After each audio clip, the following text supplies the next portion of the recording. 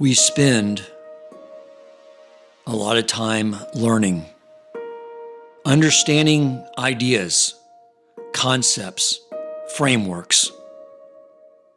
But there's a gap that most people never cross. The gap between understanding something and actually living it. In the language of Torah, that gap is the difference between Binah and Daas. Binah is when something makes sense. Daas is when what you understand and how you actually live are aligned.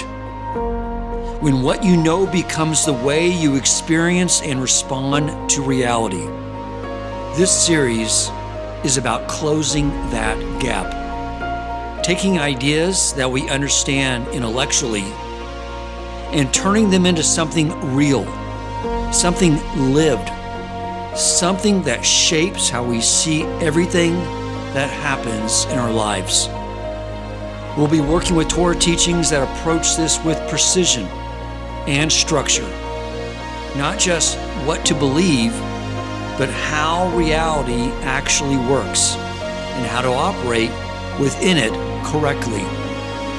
So this is not a series about inspiration. It's a series about process, a structured path from Binah to Daas.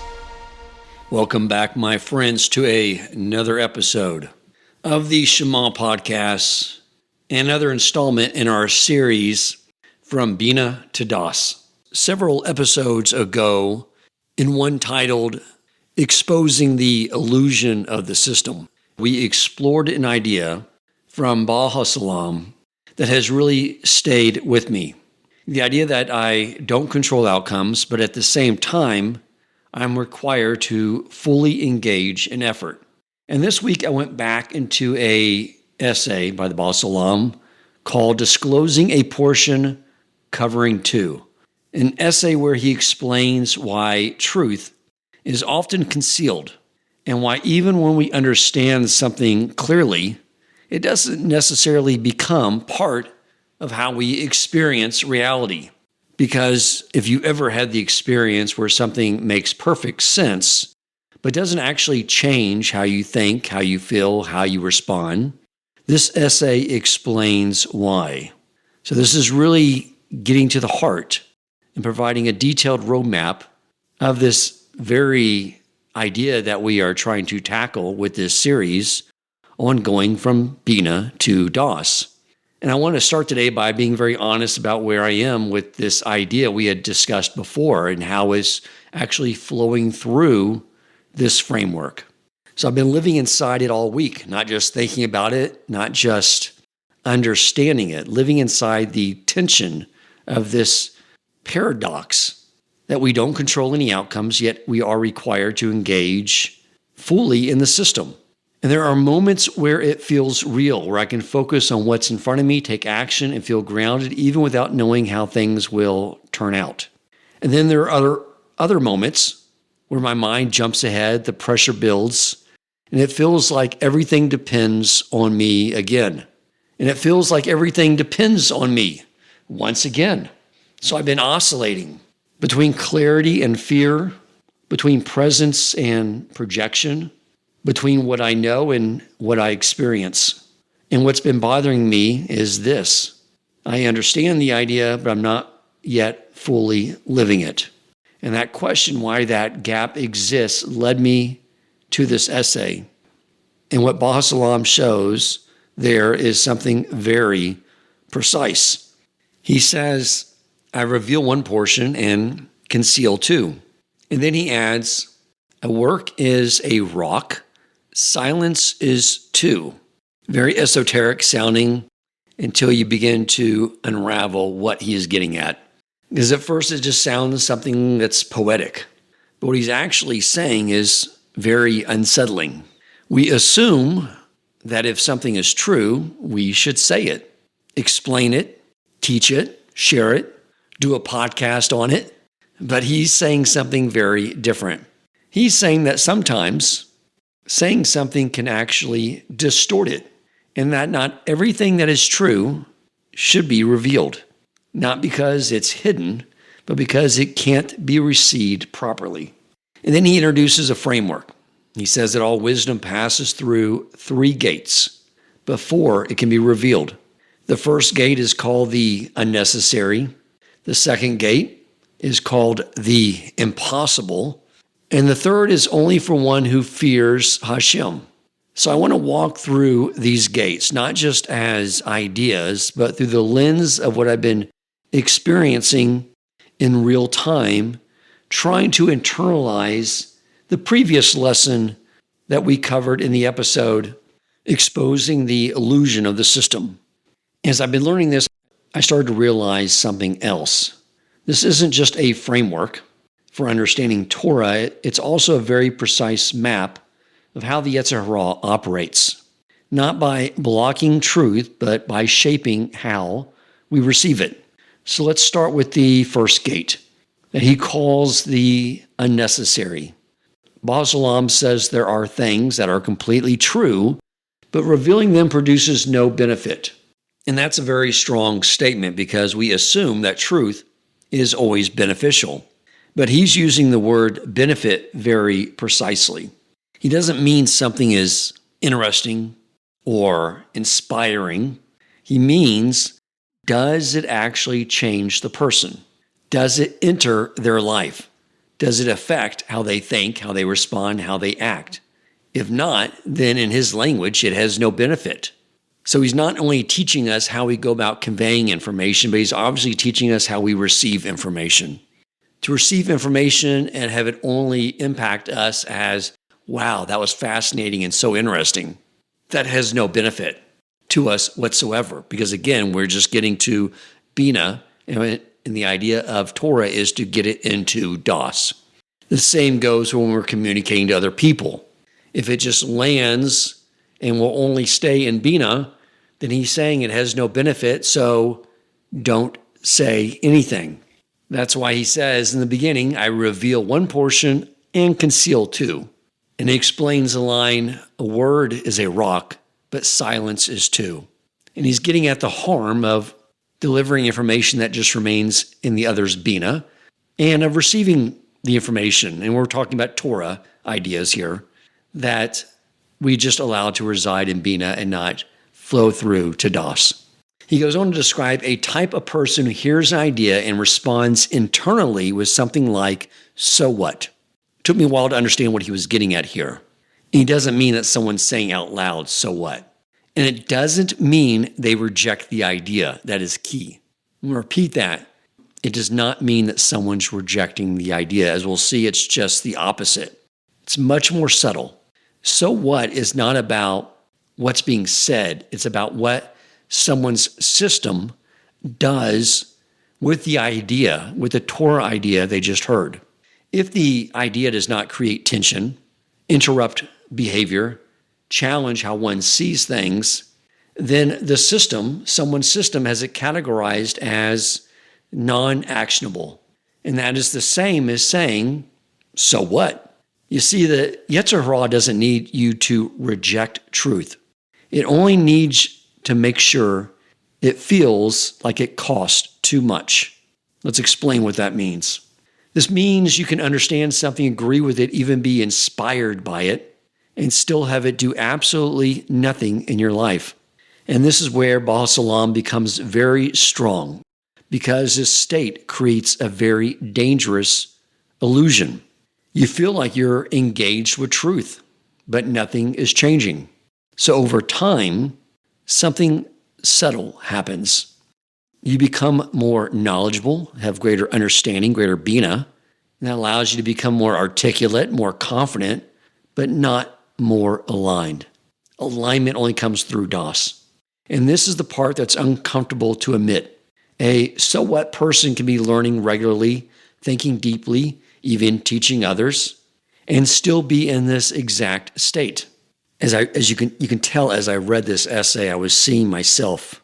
It was like he was literally talking directly to me. Because the issue is not exposure to ideas. It's what happens when the ideas actually arrive. What happens underneath all this is something very important. Your system is not just asking, is this true? The mind's saying that's true. If you're listening to this podcast, you're not someone who hears a Torah idea and says, I don't believe that to be true. The mind says that's true, but something deeper asks, but at what cost? Because if an idea were to fully enter someone's life, it might require they let go of control, admit they were wrong, changing how they act, and then tolerating uncertainty. All those things take place when we incorporate a Torah idea from Binah to Daas, and the cost feels too high. So your mind doesn't reject the idea. This is how clever the yetzer is. It manages the idea. So what does that mean? It means the mind is preserving the person's current identity, the current way of seeing the world, emotional stability, the sense of control. Any idea that threatens those things is not processed neutrally. It's filtered. So instead of rejecting the idea, the system does something more subtle. It allows the person to understand it without letting it touch anything that would require change. This is what you might call absorption without transformation. As long as nothing changes, the yetzer hara is perfectly comfortable with how much someone learns. I'm going to repeat that again. As long as nothing changes, as long as that Torah does not become Daas, the yetzer hara is perfectly comfortable with how much someone learns at the level of Binah. The idea is taken in, but nothing in the person actually changes. That's why this teaching is so important, my friends, because he breaks down exactly what the yetzer hara does in order to stop us from changing from the information and allowing the Torah we learn to transform us. And this is the whole real meaning of when he says, so what? Torah that is Binah, that we're not working to bring into Daas, is so what? Hence the purpose of this entire series, to help us with this, what seems like the hardest part of the journey. But thankfully, we have these amazing teachings to guide us through this process. So now let's bring this idea that we've been discussing about controlling outcomes. What I did several episodes ago, again, on the illusion of the system, something I've been working to incorporate into Daas. Holding these two ideas that I don't control outcomes. I mean, I believe that. I understand it. But when I step into a situation where something matters, my nervous system, my body, is still reacting as if I do, which means that part of me has received the idea and part of me has quietly categorized it as non-actionable. So what? And Baal HaSulam is saying something very sharp here. A truth becomes unnecessary the moment it stops asking anything of you. But now it sits in your mind as something you have while your life remains the same. And he's saying that's even more dangerous than just rejecting the idea outright. Because when you reject the idea, it keeps the issue open. But when you get to this idea of so what, this mentality of, okay, I understand it now, but I'm not going to do anything with it, it closes it in your mind and you move on to the next item. Now the second gate, the impossible, is what he calls it. Baal HaSulam says there are things that are impossible to reveal. Not difficult, not advanced, impossible. And he adds that revealing these matters requires permission from above. At first, that sounded mystical. Once again, but if you look closely, he's describing something very real that we can relate to, and something we've actually discussed before. He's saying that certain truths are not ideas. They are ways of seeing reality. And that means something very important. I don't actually have the reality. I have a concept of that reality, and those are not the same thing. Because if something is a way of seeing reality, you cannot transfer it through words. This will make more sense. You can explain an idea, but you cannot transfer perception. If you think you already have it, you'll never put yourself in the position to actually gain it. And that's exactly where the yetzer hara wants you. And that means something very important. Reality is not changed by explanation. It's not changed by listening to a podcast or even reading a text. Nobody can transfer perception to you. It is only changed through experience. And this is exactly what I'm experiencing. I can say clearly I don't control outcomes, and I mean it, but then I step into a real situation and my body reacts as if I do, because my understanding is there, but my perception hasn't caught up yet. And this is where Baal HaSulam points to something fascinating. He brings in the Zohar. The Zohar, attributed to Rabbi Shimon Bar Yochai, is one of the foundational works of Kabbalah. If you're not familiar with this text, it's not written like a book of ideas. It reads like a journey. You have Rabbi Shimon and a group of sages walking together, traveling, encountering situations, and speaking Torah through these encounters. So that the teaching in the Zohar is always embedded in their experience. And that's not just a stylistic choice, it's a necessity. It's getting to the heart of what the Baal HaSulam is talking about. Because the kind of truths we're talking about cannot be reduced into definitions without losing something essential. So instead of trying to explain them directly, the Zohar creates a path. It places you inside a process where you can arrive at the truth. That's why the Zohar doesn't tell you what to think. It walks you through what it means to see. And it's not a coincidence that we're approaching Lag BaOmer, the day associated with Rabbi Shimon Bar Yochai yahrzeit. A day often described as a day of light and revelation, but now we can understand that more precisely. It's not just that more ideas were revealed, it's that a deeper level of reality became accessible. And that is what Baal HaSulam means when he says these matters require permission from above. Even if the words are spoken, the truth will only land if the person hearing it is in a state that can receive it. Otherwise, they don't receive the reality. They receive a concept. And this connects directly to something else I've been experiencing. Your mind learns through understanding, but your body learns through experience. And more specifically, your system learns through repeated experiences where what you feared does not collapse. Not that everything is fine, but that it was survivable. And over time, that begins to change how you see reality. And this is important to understand. There's a difference between tension that builds you and tension that overwhelms you. When you are focused on what's in front of you, acting in the present moment, even with uncertainty, that's productive tension. But when your mind jumps into the future and tries to solve everything at once, that's overload. And your system reacts as if everything is happening right now. That's where the anxiety spikes. Not because something is wrong, but because you're carrying more than this moment requires. And this is why this process can feel so intense, because you're living inside that tension. And just to make this real, you already know this from other areas of life. You can't explain confidence to someone who has never acted under pressure. You can't explain calm to someone who has never been in a situation where they had to hold it. They can only understand it after they lived it. Eventually, by me pushing through this idea and experiencing, living with this paradox of not controlling any outcomes, but engaging full throttle into the system every day, eventually through that action. And if you remember from that many episodes we've done that we've addressed, the path to Binah to Daas takes action. Through that action, through that experience, eventually I will gain Daas in this matter. However, what I realized is that I'll never be able to convey that to someone over a podcast or via words. All I can do is show someone the roadmap to get there themselves, because it's not something that you get conceptually in your mind. You're not going to get Daas by listening to a podcast. That is stage one, getting Binah. But you're never going to get to the Daas by listening to a podcast and saying, wow, what a great idea, and then going on to the next thing, right? It's not going to happen. Eventually, you have to take the Binah and you have to engage in action in the system and learn to live with these ideas. And then once you have as Daas, you will not be able to convey it to someone else. Everyone has to go through the action, gain the experience. This brings us back to another example we've discussed early on. It wasn't part of this series. It was sort of the predecessor to this series called The Structured Path to Dveikus.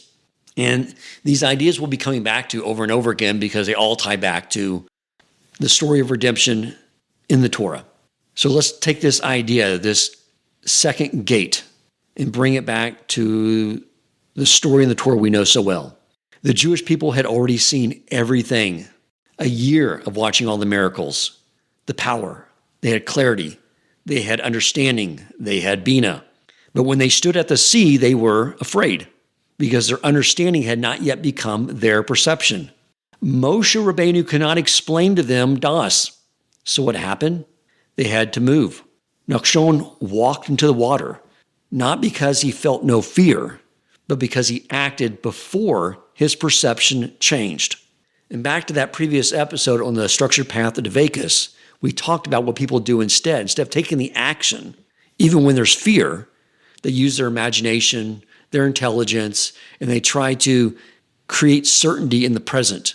They try to replace bitachon, replace emunah, but that's not the path, obviously, and it's not the goal. So it was only after that, after Nachshon, followed by everyone else, through his leadership really, but because he acted before his perception changed, while he felt fear, and only after that, only then did they see differently. Only then did they know. That's Daas. At the edge of real change, the yetzer doesn't argue. It amplifies fear. And something else I'm realizing through this process, you can't force this. You can't push yourself into Daas. You can only act, stay aware, and allow the process to unfold.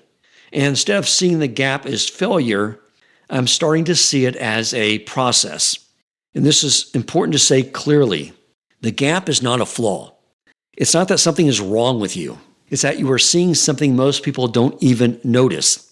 The difference between understanding something and actually living it. Now the third gate, where he says it's only for one who fears Hashem. And this does not mean fear in the emotional sense. It means something much deeper. It means that a person is more committed to truth than they are to protecting themselves. I'm going to say that again because the fear of Hashem, this idea can become distorted. What we're talking about here is that a person becomes more committed to truth than protecting the status quo. Because even when you understand something, and even when you've lived through experiences that should move into deeper, there is still one final barrier. The part of you that doesn't want to let go.